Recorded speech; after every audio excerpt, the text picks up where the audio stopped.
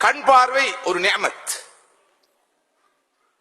செல்வம் ஒரு நிஅமத், இளமை ஒரு நிஅமத், ஆயுள் ஒரு நிஅமத், ஓய்வு ஒரு நிஅமத், ஒவ்வொன்றும் நிஅமத். ஆனால் நிஅமத்துகளோடு அல்லாஹ்வுடைய ரஹ்மத் இணையாத போது அந்த நிஅமத்துகள் அர்த்தமற்றவையாக மாறும். சில போது அந்த நிஅமத்துகளே நிக்மத்தாக, சாபமாக கூட மாறிவிடும். ஒன்று நிஅமத், அடுத்தது ரஹ்மத். வீடு நிஅமத், விசாலமான வீடு நிஅமத். தொழில் நிஅமத், நல்ல தொழில் நிஅமத். வருமானம் நிஅமத், பெரிய வருமானம் நிஅமத்.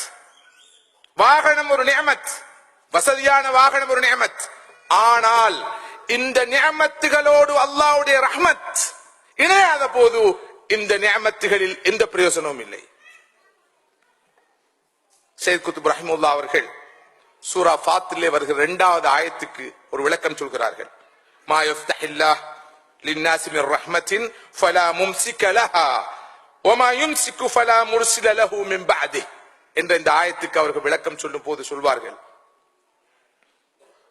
அல்லாஹ் ஒரு மனிதனுக்கு நியமத்தில கொடுத்திருக்கிறான், ஆனா ரஹமத்தை கொடுக்கல.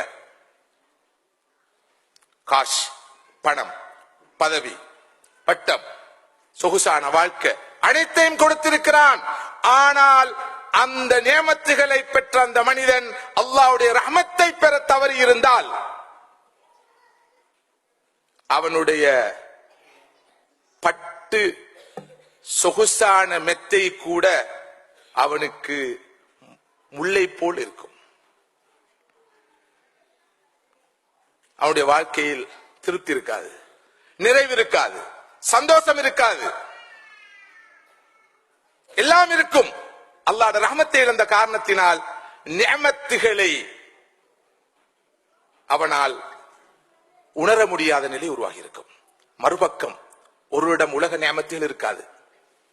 ஒரு அஃப்கர், நான் சொன்ன அஷ்கர், மற்றொருவர், இன்னொருவர், இப்படி நாம் கண்டுகொள்ளாத, நாம் அடையாளம் காணாத இவர்கள் நிறைய பேர் இருக்கிறார்கள்.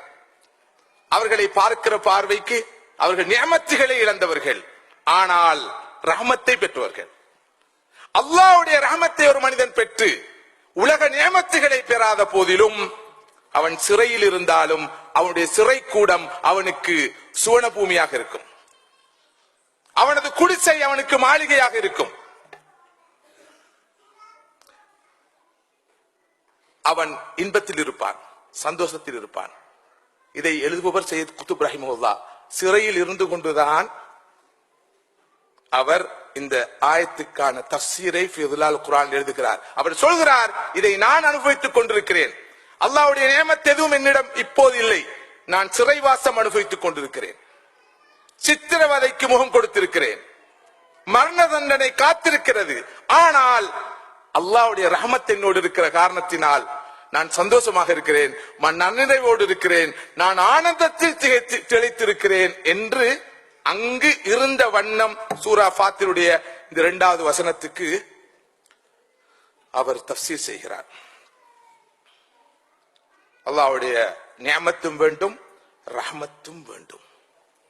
இந்த சபைக்கு வர கிடைத்தது ஒரு பக்கம் நியமத், மறுபக்கம் ரஹமத். பெரிய ரஹமத். பல போது இந்த நியமத்தையும் ரஹமத்தையும் நாம் பிரித்தந்திருக்க மாட்டோம். சடரீதியான மெட்டீரியல் பெனிஃபிட்ஸ், கம்ஃபர்ட், இவற்றைத்தான் நாம் நியமத் நியமத் நியமத் என்று சொல்கிறோம். இல்லை சகோதரர்களே, சகோதரிகளே, அதுக்கு அப்பால் அல்லாஹ்வுடைய ரஹமத் ஒன்று இருக்கிறது. அந்த ரஹமத் வந்து விட்டால் பசியோடு இருப்போம், சந்தோஷமாக இருப்போம். தாகத்தோடு இருப்போம், மனநிறைவோடு இருப்போம். வருமானம் இல்லாமல் இருப்போம், கல்புராகத்தாக இருப்போம். அல்லாஹ்வுடைய ரஹமத்தை இழந்து வரும் நியமத்துகள் மாத்திரம் குவிந்தால் அந்த நியமத்துகளுக்கு எந்த பெருமானம் இருக்க மாட்டாது. அதைத்தான் இதுவரை உங்களோடு பகிர்ந்து கொள்ளப்பட்ட நிகழ்வுகள் நமக்கு சொல்வதை பார்க்கிறோம். எனவே அந்த வகையில் நமது இந்த உலக வாழ்க்கையை நியமத்தாக அமைத்துக் கொள்ளும் அதே நேரம் ரஹமத்தாக மாற்றிக்கொள்ள வேண்டிய தேவை அவசியம் இருக்கிறது.